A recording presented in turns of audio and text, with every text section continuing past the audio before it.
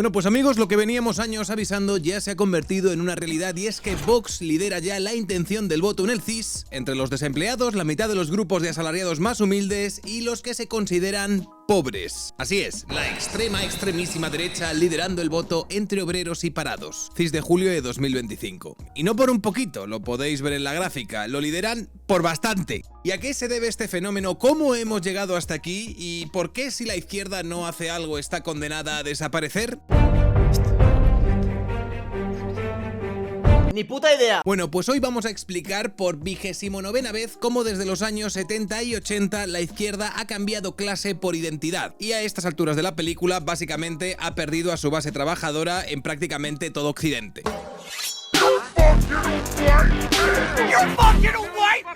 Y es que, amigos, hubo un tiempo en el que la izquierda hablaba de cosas como salario digno, derecho a la huelga y propiedad de los medios de producción. Y ahora, en vez de eso, su discurso se basa principalmente en regalarnos momentos como este. Al igual que cuando surgió el feminismo en los 70, surgió el feminismo negro porque las propias feministas no eran interseccionales. Afrofeminismo. Perdón, tienes razón. No tener en cuenta la realidad de las personas racializadas. Sí. Si vosotros habláis de una perspectiva marxista que no incluye también a las personas queer, pues tendrá que surgir un marxismo con una perspectiva de género. Y es así de simple.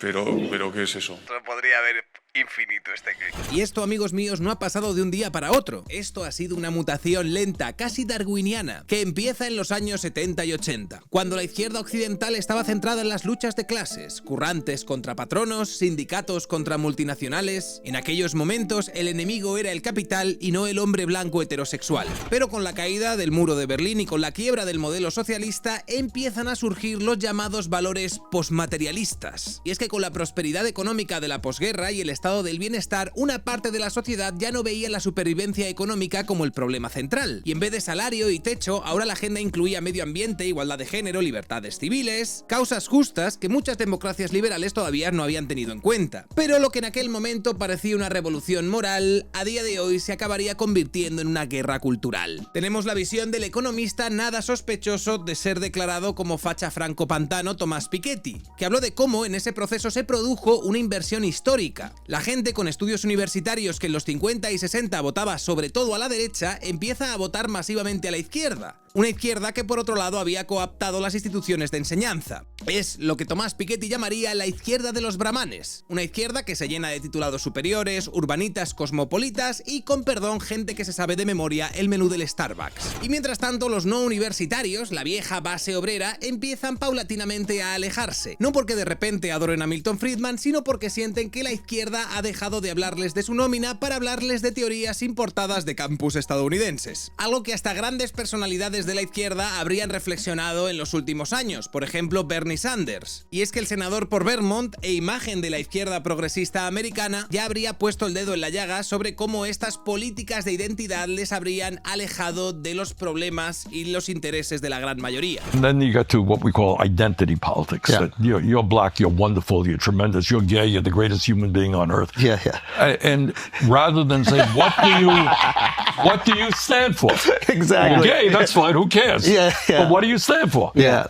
You know, is every gay person brilliant and wonderful and great? No, of course not. Everybody's a human being. Por cierto, estas declaraciones, esta autocrítica propició que fuera machacado en Blue Sky por ser complaciente con el antiwokismo. Y así pasamos de la lucha de clases a la guerra cultural. Y es que antes el obrero y el estudiante podían ir juntos a una huelga porque querían cosas tangibles: pan, techo, vacaciones pagadas. Y ahora de lo que discuten es sobre si la bandera que hay en el balcón es fascismo o no. Antes, de manera resumida, todo se decidía en un eje izquierda y derecha según cuánto querías que el Estado metiera mano en la economía. Pero ahora tenemos un eje nuevo que es el que está partiendo las democracias por la mitad, que sería el eje cultural. Globalistas contra nativistas, cosmopolitas contra tradicionalistas, progres identitarios contra señores de bar con carajillo. ¿Y en qué acaba significándose todo esto? Pues en que un obrero puede seguir siendo de izquierdas en lo económico, quiere sanidad pública, quiere salarios altos, pero si es conservador en lo cultural, si no quiere fronteras abiertas o no compra la agenda de género, su voto se mueve hacia la derecha cultural. Por ejemplo, este estudio estudio longitudinal en los Países Bajos demostró cómo los votantes derivan su identificación política cada vez más de sus actitudes culturales, por ejemplo inmigración, que de cuestiones económicas redistributivas. Es decir, que en Occidente, en las democracias liberales, la gente es más o menos de derechas por sus posiciones con respecto a la inmigración que por cuanto quieran que el Estado intervenga en nuestra economía. Y en este contexto basta una sola discrepancia cultural para que alguien se reubique en el espectro político. En este estudio sobre la realineación asimétrica muestra cómo los votantes, para quienes la inmigración es un tema clave, tienen más probabilidad de pasarse a partidos conservadores o populistas de derecha que a opciones liberales o de izquierdas, siendo exclusivamente esta posición cultural, a favor o en contra de la inmigración, la que tendría un impacto decisivo en el voto. En 2025, el político conservador Neil O'Brien sostenía cómo la realineación política alrededor de la raza en Estados Unidos desencadenó la guerra cultural, y una vez que los partidos se dividieron por raza, arrastraron votantes culturalmente liberales o conservadores, movilizando ejes culturales que hoy parecen dividir más que los económicos. Y aquí, amigos, viene lo divertido, porque todos estos estudios comparativos demuestran que basta un solo desacuerdo fuerte en el eje cultural para que mucha gente cambie de bloque político, incluso si coinciden en lo económico, generando muchas veces una polarización totalitaria que termina incluso en el señalamiento de aquellos que hacía unos años compartían tu misma trinchera política. Y es que todos hemos sido testigos de cómo se ha linchado públicamente a aquellos que hace unos años eran aliados de izquierdas, por ejemplo J.K. Rowling, peligrosa terfa fascista de acuerdo a sus posiciones con el tema trans, que habría tenido sus homónimas en España con personas como Lucía Echevarría o Elisa Beni, que por no alinearse al 100% con estas nuevas corrientes identitarias habrían sido identificadas como fascistas, llegando hasta el punto de justificar su acoso en redes sociales, en el caso de Lucía Echevarría, auspiciada por las entrañas del podemismo. El paradigma es claro: si no te alineas conmigo, eres fascista y al fascismo se le combate. Y esto es algo que al progresismo no le está funcionando. Tenemos el ejemplo del Reino Unido con el famoso Red Wall, que son todas esas zonas obreras que durante décadas votaban laborista y que empezaron a caer como fichas de dominó cuando el Brexit se convirtió en el tema central. Aquello no era economía, era identidad nacional, y los laboristas se encontraron con que hablar de diversidad en barrios que solo pedían que no cerraran la fábrica pues no funcionaba del todo. En Estados Unidos, el Pew Research de 2025 mostró cómo el voto hispano, que históricamente era demócrata, estaba prácticamente empatado. ¿Por qué? Porque me apetece, porque quiero y porque puedo. Porque en cuanto el debate se centra en inmigración, seguridad o valores familiares, muchos votantes se sienten más cerca del discurso republicano que del progresismo universitario. Y nos encontramos con auténticas paradojas producto de la inseguridad que sienten muchas personas en las calles, y es que en Francia la comunidad LGTB ha encontrado un partido al que apoyar sin fisuras, y ese sería el de Marine Le Pen, principalmente por el terror que sienten estos colectivos ante el incipiente crecimiento de determinadas corrientes islámicas. Así que no es que el obrero se haya vuelto facha de la noche a la mañana, es que la izquierda le ha cambiado el campo de juego. Resulta que en el mismo tablero pues él ya no está en el mismo equipo, porque el equipo parece más interesado en corregirle el lenguaje que en corregirle la nómina, o porque directamente se dedican a insultarlo y a señalarlo por sus cualidades identitarias. Y si no, pregúntale a un obrero que trabaja de sol a sol por sus privilegios de hombre blanco heterosexual. Y ojo que no todo el mundo que critica a esta izquierda woke está en la derecha. De hecho, algunas de las críticas más duras vienen desde dentro. La revista Jacobin, que no es precisamente un blog de falangistas, lleva años advirtiendo que el giro hacia las políticas de identidad ha fragmentado las mayorías progresistas. Y lo dice clarísimo: cuando el debate gira en torno a microagresiones y no macrosalarios, el obrero desconecta. Mark Lilla, profesor en Columbia y excolumnista del New York Times, lo resumió con elegancia asesina en The Once and Future Liberal: el culto a la identidad ha reducido la política a un espectáculo moral, donde la pureza del credo importa más que construir coaliciones. En España tenemos otros ejemplos de crítica dentro de la izquierda, como Santiago Armesilla, el Frente Obrero o el Partido de Izquierda Española, que al enfrentarse al wokismo patrio se encuentra con potentísimas reflexiones como esta. Si el compañero gana 800 euros y yo también gano 800 euros,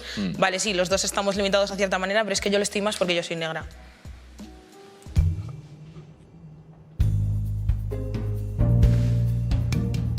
Y esta guerra de identidades, Francis Fukuyama lo explicaba de la siguiente manera: en vez de unir a la gente en un proyecto común, la política identitaria fragmenta a la sociedad en microtribus que compiten por el reconocimiento. Cada grupo reclama su cuota de agravio, y el resultado es una democracia rota en parcelas donde lo importante no es lo que propones, sino a qué tribu dices pertenecer. Claro, el problema es que muchas de esas tribus han hecho mucho ruido en redes sociales, pero no encuentran esa representación en el mundo real. El estudio Hidden Tribes entrevistó a 8.000 estadounidenses y encontró que el 80% cree que la corrección política es un problema en el país. Y ojo al dato porque ese rechazo no es exclusivo de blancos republicanos. Un 87% de hispanos, un 82% de asiáticos y un 88% de nativos americanos también dijeron que están hartos del clima de no puedes decir nada. Y oh sorpresa, ¿quién defiende la corrección política a muerte? Los zurdos. Pues solo el 8% de la población, los llamados activistas progresistas. ¿Y quiénes son estos activistas progresistas? Gilipollas. Pues mayoritariamente blancos, con alto nivel educativo y altos ingresos. Vamos, que son esa élite cultural que vive en un barrio pijo donde el alquiler cuesta más que el sueldo de un peón de todo un mes. La también conocida en España como izquierda malasaña.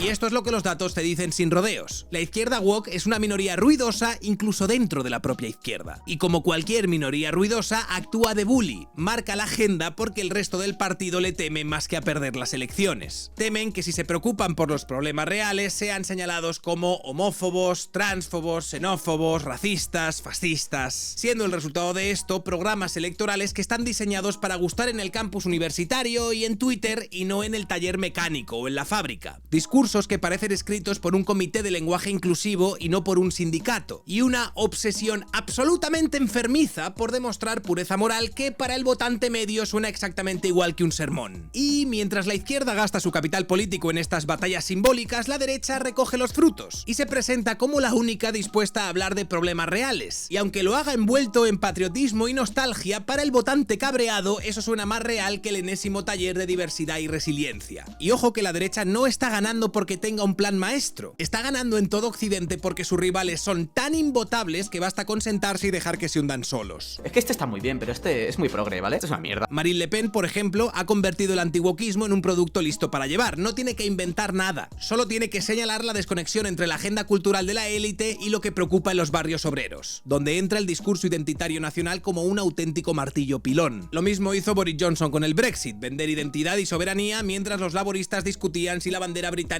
daba malas vibras en ciertos distritos. Giorgia Meloni en Italia también lo entendió. No hacía falta ganar a la izquierda en el terreno económico, bastaba con ganarle en el terreno cultural. O lo que es lo mismo, dejar que se autoexcluya de las conversaciones de la mayoría. En Estados Unidos, los republicanos han visto crecer su apoyo entre hispanos y trabajadores sin estudios universitarios. ¿Con grandes campañas sofisticadas? No tanto. Muchas veces el empuje viene de que los demócratas gastan su capital político en símbolos y lenguaje, dejando que los republicanos parezcan la única alternativa cuerda. Y es que no se trata de tener grandes ideas o una total y absoluta tenacidad política. A veces simplemente se trata de no parecer subnormal. O sea, no es que la derecha haya descubierto la pólvora, es que la izquierda parece empeñada en prenderse fuego a lo gonzo. Aquí, por ejemplo, tenemos a Víctor Egio, un representante de la Podemia, defendiendo prácticas religiosas islámicas en espacios públicos y la fiesta del Cordero en Jumilla. La moción aprobada por el Partido Popular y Vox en Jumilla para vetar el uso de espacios públicos a los musulmanes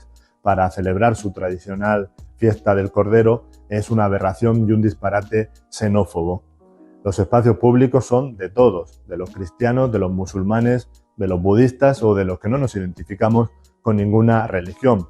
Ahí lo tenés al pelotudo. Y es el mismo putísimo mongolo que el día de mañana no dudaría ni un segundo en sacar pecho si lograse expulsar cualquier evento católico habido y por haber del espacio público en nombre del laicismo, porque a favor de lo bueno y en contra de lo malo. Y de hecho ya tenemos precedentes donde nuestra queridísima vicepresidenta del gobierno, Yolanda Díaz, ya estableció un reglamento municipal en el que impedía actos políticos o religiosos en el Teatro de Jofre de Ferrol, donde tradicionalmente se realizaba el pregón de la Semana Santa. Cosas chulísimas. Y al final los votantes en general, que no son del todo gilipollas, se dan cuenta de estas contradicciones. Y en política a veces la mejor jugada es dejar que tu rival se marque un gol en propia puerta, y la izquierda cultural lleva una racha que haría historia en cualquier liga. Así es como Podemos abrió la campaña para las elecciones de 2021 en Madrid con un espectáculo de ballroom, un espacio de liberación y expresión para la comunidad LGTBIQ+.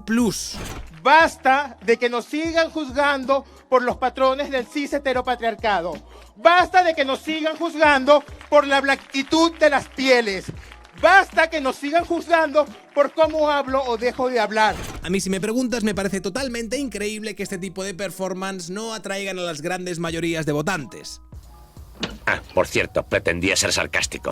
Y si esto no funciona y todavía tienes algún despistado que esté dispuesto a cederte el voto, otra cosa que también les ha funcionado muy bien es directamente insultarles a la cara. Esta, por ejemplo, es la activista trans Elsa Ruiz antes del batacazo electoral de la izquierda en las elecciones autonómicas de 2021 en Madrid. Y en este vídeo la encontraréis echándole la bronca a un señor que había ido a escuchar propuestas políticas en un barrio humilde de la periferia de Madrid y en su lugar se la encontró a ella hablando de lesbianismo y de cosas trans. He dicho muchas cosas y lo único que le ha mostrado... Déjame terminar y yo le dejo hablar. Sí. He dicho muchas cosas y lo único que le ha molestado de todo lo que he dicho, porque he dicho muchas cosas de movilización de izquierda y otras cosas, y lo único que le ha molestado a usted es que yo diga que soy una mujer bisexual. No me molesta, que pregunta que qué sentido, pues lo que la gana que digo, que no me importa. Y por supuesto no dudó en utilizar su posición como presentadora para humillar a este señor de 80 años que había preguntado que qué tenían que ver las preferencias sexuales del activista en cuestión con las políticas públicas que iban a defender de cara a los comicios electorales. Y entonces me ha llegado un señor ahora, en este rato que he salido a presentar, y me ha preguntado que qué sentido tenía que yo dijera en público que era bisexual. Pues lo digo en público, caballero, y lo digo bien alto, soy una mujer trans, bisexual y tengo novia, no es mi amiga, nos comemos las cosas. Soy alguna persona del colectivo LGTBIQ+, que ahora mismo no puede salir del armario por culpa de ese entorno y por culpa de estos partidos de derechas que nos gobiernan y que pactan con partidos que están en contra de los derechos del colectivo, yo le digo a esa persona, no estás en soledad, yo soy como tú. Basta ya de LGTBI-fobia en nuestra comunidad y dentro de nuestras instituciones. Y la cosa es que este hombre, al que esta señora estaba humillando públicamente, un señor de 80 años, históricamente ha podido votar al PSOE o a Izquierda Unida, pero para el equipo orgulloso de no depilarse los sobacos, en aquel momento este señor se había convertido en el enemigo. Y está bien, en política siempre ha habido adversarios, pero antagonizar a potenciales votantes no lo veo. Además que en la actualidad el adversario ya no es un rival que piensa distinto, el adversario es el enemigo. Y claro, cuando crees que el de enfrente es una amenaza existencial para ti, ya no discutes, atacas. A esto los politólogos lo llaman polarización afectiva, es decir, no se trata solo de diferir en política, sino de sentir desprecio, miedo o incluso odio hacia quienes votan distinto, que traducido al lenguaje de bar no es un yo soy del Atleti y tú eres del Madrid, es básicamente quiero que tu equipo desaparezca y que quemen vuestro putísimo estadio. En Estados Unidos, por ejemplo, una mayoría de republicanos y de demócratas cree que el otro partido pone en peligro la nación, y es lo mismo que pasa en Europa e incluso en España. La identidad partidista predice mejor tu posición sobre memoria histórica